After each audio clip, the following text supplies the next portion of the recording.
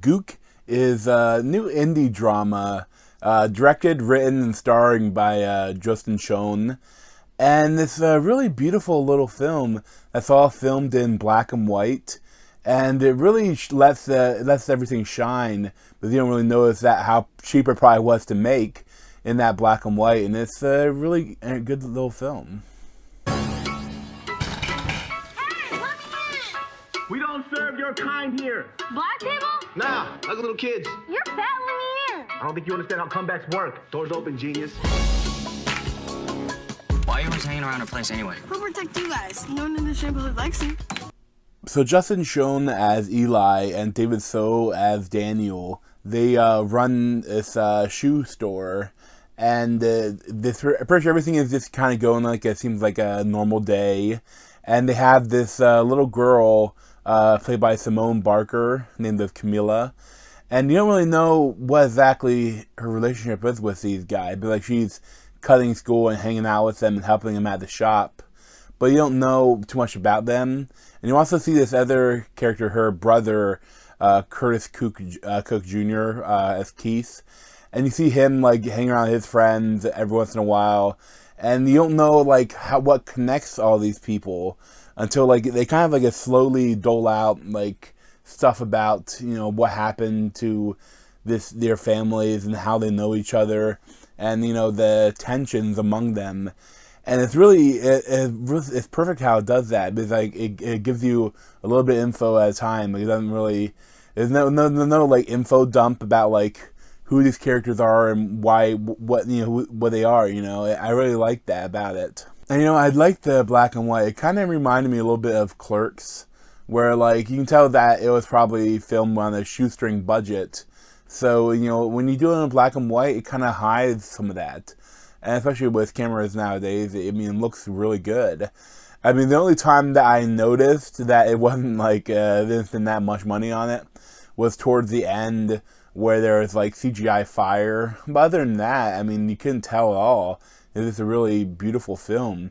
But like, there's a lot of really amazing shots with the little girl dancing, or with them like having fun and just like doing things they just to have fun with each other, and having the camera kind of slow down and see the beauty of that small moment.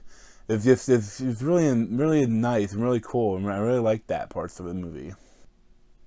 This being a day in the life of these characters, you really get to know them, which is impressive. Just in a day's amount of time, you get a lot of stuff about them that it's not like they don't like come out and tell you. It's kind of, they show you bits of these characters and who they are, and I really like how they do that. Like, they show how strong like Eli, Justin Schoen's character, is, and how he is like he wants to help Simone Barker. Like, he doesn't want to, he wants to try to help her as best as he can, but there's only so much you can do, and you can see that. But he also doesn't like things that she does, and it's just this really small character moments between all them that I really enjoyed. And I won't spoil the ending, but the climax is incredibly powerful. And all the characters, especially Curtis Cook Jr., really give an amazing performance around this climax. And the only thing is that the climax is a little depressing, and it kind of puts a little bit of a different tone on the whole movie, like after the fact. And I didn't love that, It's just, I wish it would have been slightly different at the end. Well, that's just me, I enjoy a happy ending. But there's also one thing that I didn't quite get, because the leading event to the climax kind of has this item that pops up, and there was no foreshadowing for that item unless I somehow missed it. I don't see how that character got that item, especially because there's this other item that's already there, so I doubt the other character would have two of them.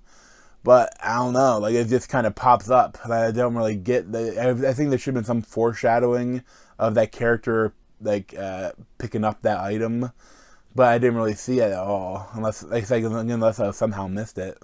But it was a really good indie drama. I really enjoyed it, and it's a really different thing, having it set at the the Rodney King riots Like, it's so that there's all this stuff going on. Those characters have to go through a lot of shit in that day, and it's really well done.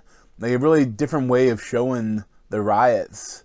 Like, I know some of the characters, they seem a little one note at times. Some of the, like, the side characters, but then they, towards the end again, they get more. They're more developed. That you get more from them. That is really impressive. Some of those moments. And, I really enjoyed it. I probably give like an 8.5 out of 10. So thanks for watching. You check out other video playlists around my head or subscribe to me over here. Thanks.